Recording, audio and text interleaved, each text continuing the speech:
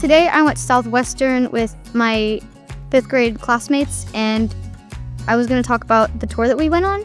I found it really interesting learning about all the superstitions that they had, like with the monster statue and big mural on the coin on the floor. I went to Southwestern today, and I was just going to talk about the science experiment we did in their labs. We created a bath bomb with some of their materials and tested it in 3 different temperatures of water. And then we recorded what time it took for them to stop fizzing. Overall, it was a very cool experience.